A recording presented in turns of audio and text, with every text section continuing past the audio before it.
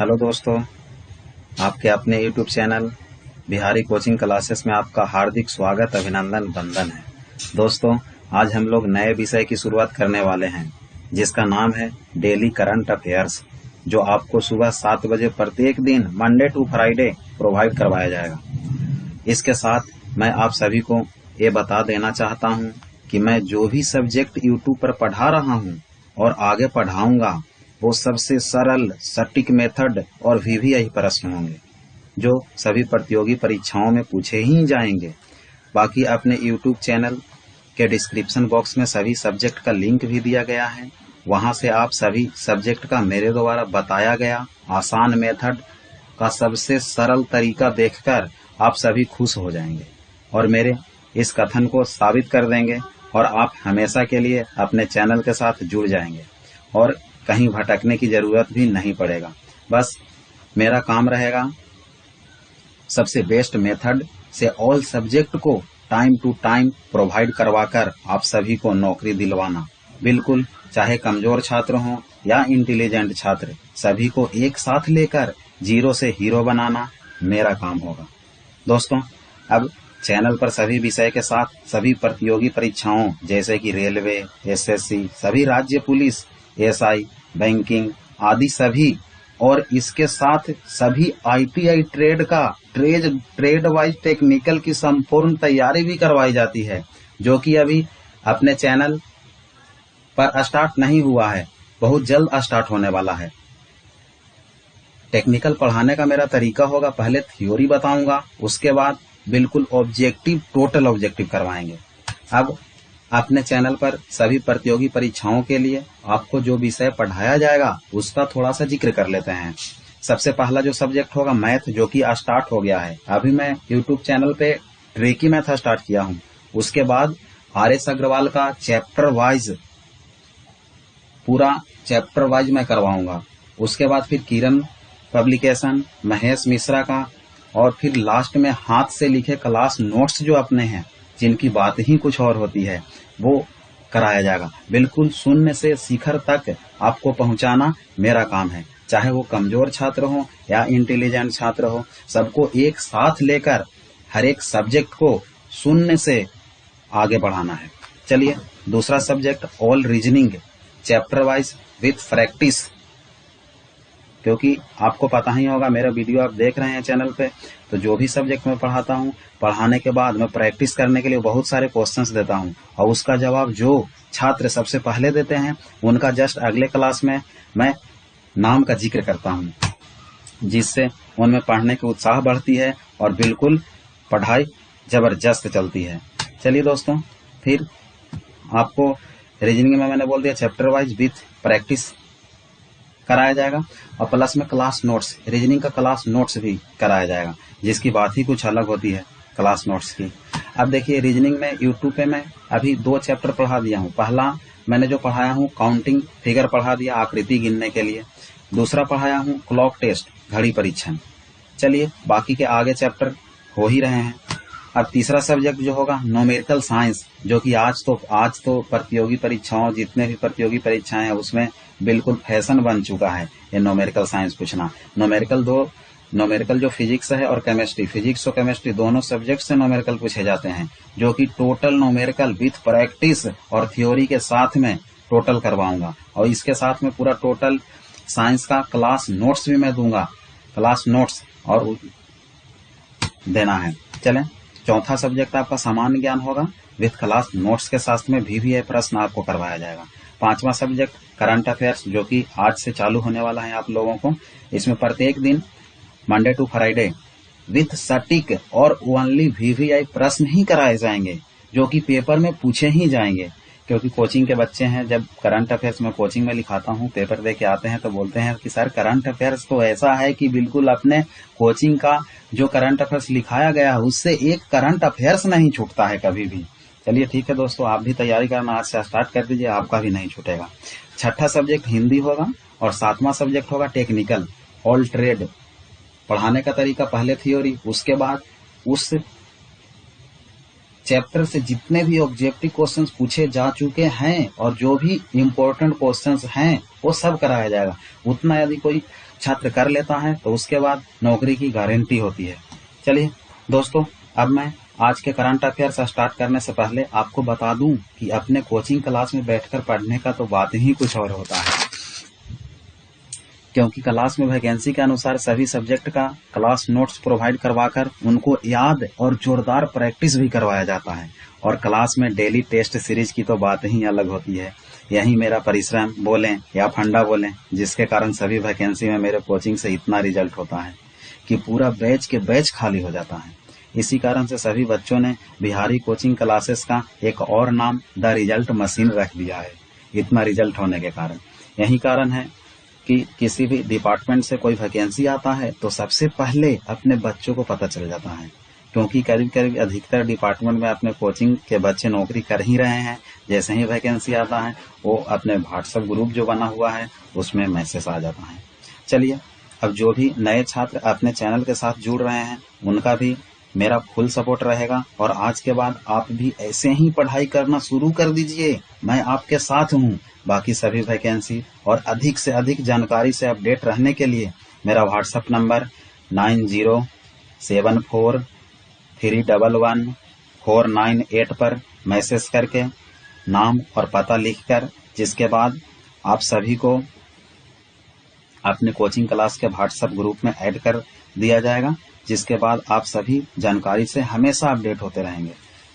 चलिए दोस्तों, ठीक है। बाकी मेरी कथन और चैनल पसंद आई हो और यदि आप मुझसे जुड़ना चाहते हैं तो कृपया चैनल को सब्सक्राइब करें, लाइक करें, कमेंट करें और सभी दोस्तों के बीच अपने चैनल के लिंक को शेयर करें, सब्सक्राइब करवाएं और बेल आइकन को दबाना ना भूलें, ताकि मेरे प्रत्येक वीडियो का नोटिफिकेशन आप तक सबसे पहले पहुंच सके। धन्यवाद। ठीक है दोस्तों, अब हम लोग करंट अफेयर्स 26 जुलाई 2020 का स्टार्ट करते हैं, जिसमें पहला करंट अफेयर्स आपको स्क्रीन बोर्ड पे दिखाई दे रहा होगा। पहला है, हाल ही में वृक्षारोपण अभियान को किसके द्वारा लॉन्च किया गया है? यहाँ पे 4 ऑप्शन दिए गए हैं। पहला ऑप्शन है नरेंद्र मोदी, जो कि भारत के प्रधानमंत्री हैं। दूसरा ऑप्शन है राजनाथ सिंह, जो कि भारत के रक्षा मंत्री हैं। तीसरा ऑप्शन है अमित शाह, जो कि भारत के गृह मंत्री हैं। और चौथा ऑप्शन है R.K. मिश्रा। तो आपको सही जवाब देना है। हर एक क्वेश्चन में सही जवाब देने के लिए आपको कम से कम तो 3 से 5 सेकंड दिया जाएगा। यदि आप क्वेश्चन देखकर आपको लग रहा है कि इसका जवाब A होगा तो आप माइंड में रखें जवाब को। उसके बाद मैं टिक लगाऊंगा तो आप गलत हैं या सही हैं, उससे आप सर्टिफाइड होंगे। चलिए, तो इसका सही जवाब मैं आपको बता देना चाहता हूं, अमित शाह हैं, जो कि अपना गृह मंत्री हैं। वृक्षारोपण अभियान की शुरुआत इनने ही किया है, गृह मंत्री हैं। चलिए, पहला क्वेश्चन से संबंधित और जो मुख्य बिंदु है, जो कि बहुत मोस्ट इम्पोर्टेंट होते हैं, वो मैं बता देना चाहता हूं। इसके बाद क्वेश्चन छूटनी ही नहीं है कभी भी। गृह मंत्री अमित शाह हो गए। इस योजना का शुभारंभ है ना 23 जुलाई 2020 को किया गया है। इसमें मैं बता देना चाहता हूं, 38 जिलों में फैले 130 से अधिक स्थानों पर वीडियो कॉन्फ्रेंसिंग के माध्यम से योजना का शुभारंभ किया गया है, जिसको अमित शाह ने वीडियो कॉन्फ्रेंसिंग के जरिए चालू किया है। इस योजना में खनन क्षेत्रों में पेड़ पौधे लगाकर हरित स्थान बनाने पर ध्यान दिया जाएगा। चलिए दोस्तों, अब हम लोग क्वेश्चन नंबर 2 पे चलते हैं। केंद्रीय प्रत्यक्ष कर बोर्ड, जिसको हम बोलते हैं CBDT का फुल फॉर्म मैं आपको बता देना चाहता हूं, central board of direct taxes होता है। तो क्वेश्चन है, केंद्रीय प्रत्यक्ष कर बोर्ड CBDT ने किस संगठन के साथ डेटा साझा करने के लिए एक समझौता ज्ञापन पर हस्ताक्षर किए हैं? पहला option DRDO, defence research development organisation, रक्षा अनुसंधान संस्थान, जिसका स्थापना हुआ था 1958 में। वर्तमान में इसके अध्यक्ष जीत सतीश रेड्डी जी हैं। बाकी दूसरा ऑप्शन जो आपको बताते हैं ये है, दूसरा option ISRO, Indian space research organisation, जिसकी स्थापना हुई थी 15 अगस्त 1969 को, जिसका मुख्यालय बेंगलोर में है। और इसके अध्यक्ष मैं बता देना चाहता हूँ K सिवान जी हैं। चलिए, अब NPCIL है, तीसरा ऑप्शन है, जिसकी स्थापना 17 सितंबर 1987 को हुआ था। NPCIL, जिसको बोलते हैं nuclear power corporation of India limited. पांचवा ऑप्शन CBIC है, जिसकी स्थापना 1855 में हुआ था। तो इसका सही जवाब ऑप्शन D CBIC ही है। चलिए, इससे हम लोग मुख्य बिंदु जो है वो देख लेते हैं। तो मुख्य बिंदु सीबीआईसी का फुल फॉर्म सबसे पहले क्या होता है, तो इसका फुल फॉर्म होता है central board of direct taxes and customs, जिसको हिंदी में हम बोलते हैं केंद्रीय अप्रत्यक्ष कर और सीमा शुल्क बोर्ड। दोस्तों मैं बता देना चाहता हूं आपको, केंद्रीय उत्पाद शुल्क दिवस 24 फरवरी को मनाया जाता है। ये किसके द्वारा मनाया जाता है, तो केंद्रीय अप्रत्यक्ष कर और सीमा शुल्क बोर्ड के द्वारा ही मनाया जाता है। आप ये बात याद रखिएगा। सीबीआईसी क्या कार्य करती है, तो भारत में सेवा कर, जीएसटी जिसको बोलते हैं गुड्स एंड सर्विस टैक्स, केंद्रीय उत्पाद शुल्क और नारकोटिक्स के लिए उत्तरदायी मुख्य एजेंसी है। इसके वर्तमान में सीबीआईसी के अध्यक्ष जो हैं अजीत कुमार हैं। चलिए दोस्तों, अब हम लोग क्वेश्चन नंबर 3 पे आ रहे हैं। क्वेश्चन नंबर 3 है, स्टैंडर्ड कोरोना कवच पॉलिसी बीमा कवर के तहत अधिकतम बीमा राशि कितनी है। दोस्तों कोरोना कवच पॉलिसी के बीमा कवर के तहत बीमा की राशि यहाँ पे अधिकतम पूछी गई है, लेकिन न्यूनतम राशि भी दो राशि का गणना किया गया है। उसमें एक है अधिकतम बीमा राशि और दूसरा है न्यूनतम बीमा राशि। तो यहाँ आपसे पूछा गया है अधिकतम, जो कि न्यूनतम बीमा राशि 50,000 है। मैं आपको बता देना चाहता हूँ बाकी अधिकतम कितना है, तो ऑप्शंस दिए हैं। पहला ऑप्शन 7 लाख रुपए, दूसरा ऑप्शन 85,000 रुपए, तीसरा ऑप्शन 5 लाख और चौथा ऑप्शन 50,000 है, जो कि न्यूनतम है 50,000 और अधिकतम आपका सही आंसर है 5 लाख रुपए। सही जवाब है आपका। चलिए इससे संबंधित मुख्य बिंदु हम लोग देख लेते हैं। न्यूनतम बीमा राशि 50,000 रुपया आपको बता दिया गया है। Insurance regulatory and development authority of India, जिसको हम बोलते हैं IRDAI ने सभी बीमा कंपनियों को कोविड-19 बीमारी के लिए मानकीकृत बीमा कवर शुरू करने के लिए कहा था, जिसमें IRDAI ने बीमाकर्ताओं को एक समूह बीमा उत्पाद के रूप में इस नीति की पेशकश करने की अनुमति दी है, जिसमें डॉक्टर और स्वास्थ्य सेवा श्रमिक के समूह को 5% की बीमा पॉलिसी पर छूट दी जाएगी। ये आपको याद रखना है। चलिए अब क्वेश्चंस आगे बढ़ते हैं। 4 नंबर क्वेश्चंस। चौथा नंबर क्वेश्चन है, हाल ही में किस राज्य सरकार ने किल कोरोना अभियान की शुरुआत की है। बहुत शानदार, बहुत VVI क्वेश्चन। टोटल क्वेश्चन इतना VVI है, कन्फर्म पूछे जाएंगे। इसका दोस्तों पहला ऑप्शन है महाराष्ट्र, दूसरा है मध्य प्रदेश, तीसरा है लखनऊ और चौथा है उत्तर प्रदेश। जिसका सही आंसर है वो है मध्य प्रदेश, ऑप्शन B2। चलिए दोस्तों मुख्य बिंदु इससे देखते हैं। वर्तमान में आप जान ही रहे हैं मुख्यमंत्री मध्य प्रदेश के शिवराज सिंह चौहान जी हैं, जो कि आज कोरोना पॉजिटिव हो गए हैं।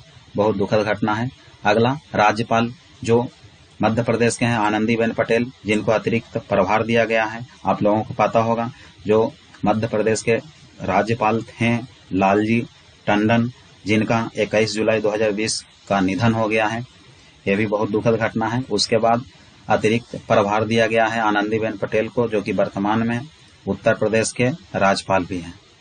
चलिए किल कोरोना अभियान जो कि 1 जुलाई से 15 जुलाई तक चला, इस अभियान में डोर टू डोर सर्वे के लिए पूरे प्रदेश में 11,458 टीमें लगाई गई थी। चलिए दोस्तों क्वेश्चन नंबर 5वां देखते हैं। हाल ही में भारतीय रेलवे ने 2.8 किलोमीटर 2.8 किलोमीटर लंबी किस ट्रेन को संचालित किया है, जो अब तक की सबसे लंबी ट्रेन है।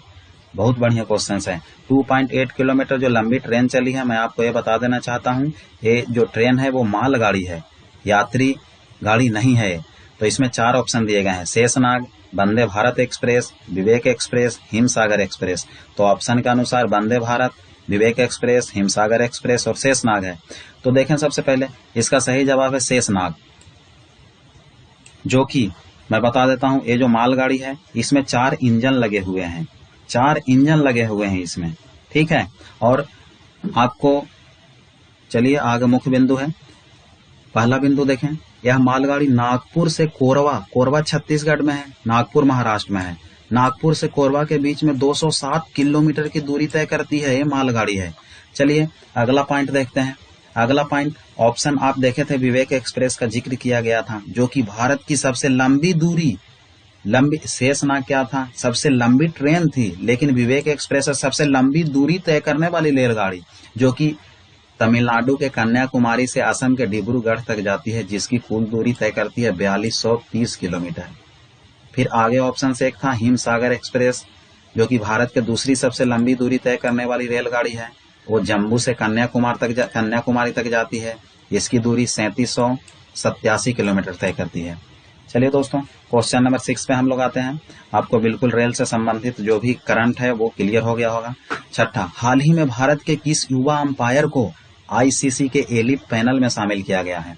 दोस्तों, एलिट पैनल जो होता है आईसीसी के द्वारा बनाया जाता है, जिसमें बहुत सारे अंपायरों की सूची बनाई जाती है, जो कि उस साल जितने भी मैच होते हैं उसमें अंपायरिंग का काम दिया जाता है उनको। तो दोस्तों, इसका पहला ऑप्शन है एलिट पैनल में शामिल होने वाला भारतीय जो वर्तमान में अभी हुए हैं, हाल ही में हुए हैं, नितिन मेनन, सुधीर असनानी, सुब्रता बनर्जी, असुखा बोसे, जिसका सही जवाब है नितिन मेनन, ऑप्शन ए। इससे मुख्य बिंदु, एलिट पैनल अंतर्राष्ट्रीय क्रिकेट परिषद द्वारा टेस्ट मैचों और एक दिवसीय अंतर्राष्ट्रीय मैचों में कार्य करने के लिए नियुक्त किए गए क्रिकेट अंपायर का एक पैनल है, सूची है, जो कि उस साल वो पैनल के तहत अंपायरिंग करवाए जाते हैं। चलिए क्वेश्चन नंबर 7 देख लेते हैं। अभिनेता सोनू सूद ने हाल ही में श्रमिकों की मदद हेतु कौन सा ऐप शुरू किया है? बहुत शानदार क्वेश्चन, बहुत वेरी इंपॉर्टेंट क्वेश्चन है। ठीक है, तो इसका पहला ऑप्शन है प्रवासी राहत मित्र ऐप, दूसरा है प्रवासी रोजगार ऐप, और तीसरा है रोजगार श्रमिक ऐप, और चौथा है कोरोना कवच ऐप, जिसका सही जवाब आपका है प्रवासी रोजगार ऐप, ऑप्शन बी आपका सही जवाब है। चलें इससे रिलेटेड मुख्य बिंदु देख लेते हैं हम लोग। हाल ही में मशहूर अभिनेता सोनू सूद ने पूरे भारत के विभिन्न क्षेत्रों में रोजगार के अवसर ढूंढने वाले श्रमिकों की मदद करने के लिए एक ऐप शुरू किया है, जिसका नाम है प्रवासी रोजगार ऐप। पाठकों को बता दें कि यह ऐप रोजगार ढूंढ रहे श्रमिकों को सभी आवश्यक जानकारी और सही लिंक प्रदान करेगा। बहुत शानदार क्वेश्चन है, वीवीआई क्वेश्चन है। चलिए क्वेश्चन नंबर 8 में चलते हैं। DRDO defence research development organisation ने हाल ही में एलएसी पर निगरानी, एलएसी का फुल फॉर्म होता है दोस्त, सब कोई के जहन में होगा ये चीज, क्योंकि बहुत चल रहा है LAC line of actual control, पर निगरानी हेतु एक ड्रोन तैयार किया है, जिसका नाम क्या है? कौन किया है? ड्रोन जो तैयार किया है उसका नाम क्या है और किस संगठन ने किया है? तो डीआरडीओ ने किया है, जिसका ऑप्शंस में दिया गया है 4 ऑप्शंस है। पहला रक्षक है, दूसरा भारत है, तीसरा भीम है और चौथा रावण है, जिसका सही जवाब दोस्तों आपको दिया गया है ऑप्शन B2 भारत। चलिए दोस्तों, अब इससे मुख्य बिंदु इसका देखते हैं। हाल ही में रक्षा अनुसंधान और विकास संगठन, जिसको बोलते हैं हम डीआरडीओ, जिसकी स्थापना हुआ था 1958 में, मैंने बताया ही, और इसके अध्यक्ष हैं डॉक्टर जी सतीश रेड्डी।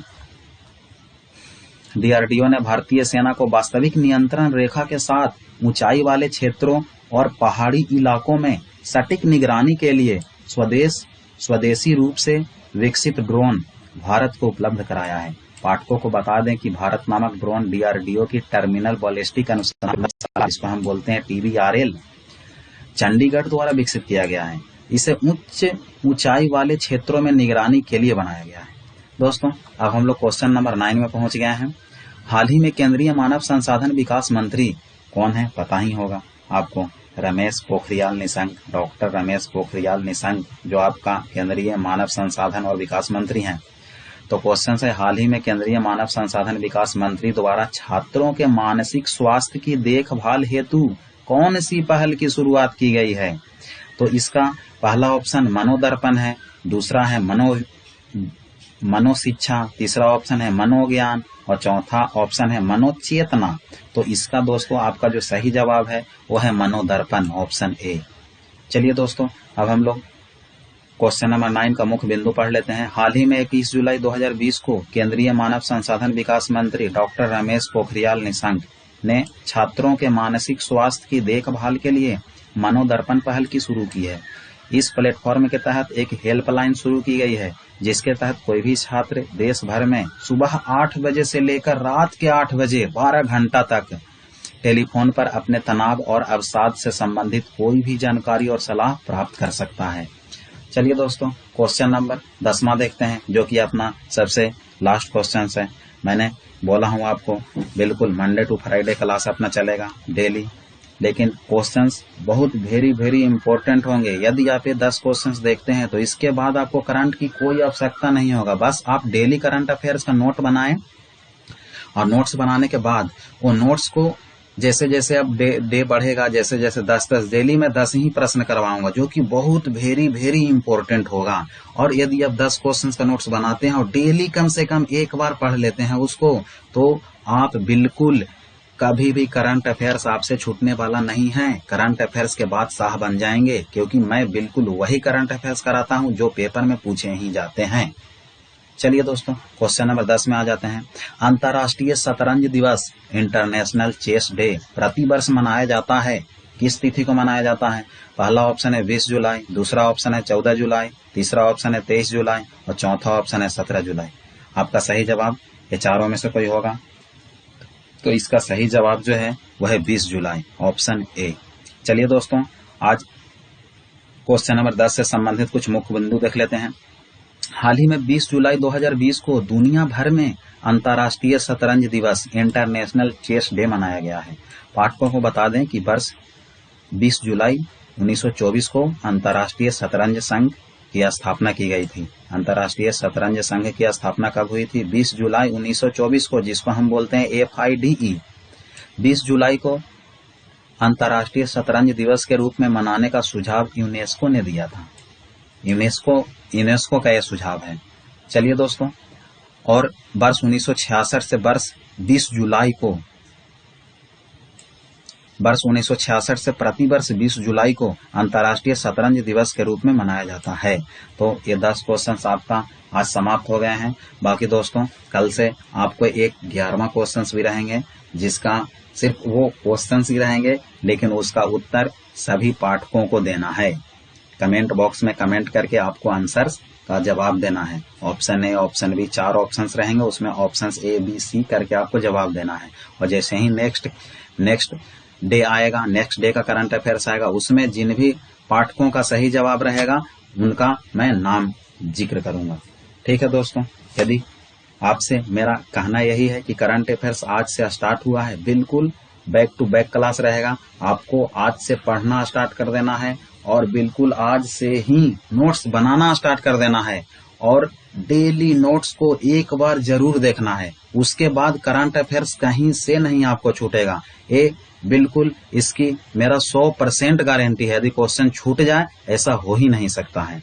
ठीक है दोस्तों, बिल्कुल चैनल के साथ बने रहें, और चैनल पसंद आए तो चैनल को सब्सक्राइब करें, लाइक करें, कमेंट करें। सभी दोस्तों के बीच अपने चैनल के लिंक को शेयर करें, सब्सक्राइब करवाएं और बेल आइकन को दबाना ना भूलें, ताकि मेरे प्रत्येक वीडियो का नोटिफिकेशन आप तक सबसे पहले पहुंच सके। और मैं आपको ये बता देना चाहता हूं, अपने लाइव क्लास भी हम लेके आने वाले हैं। थोड़ा सा वेट करना है, उसके बाद लाइव क्लास भी आ जाएंगे। बस आपको ये काम करना है, अपने चैनल को आगे फॉरवर्ड करते रहिए सब्सक्राइब कराने के लिए। ठीक है, धन्यवाद। जय हिंद।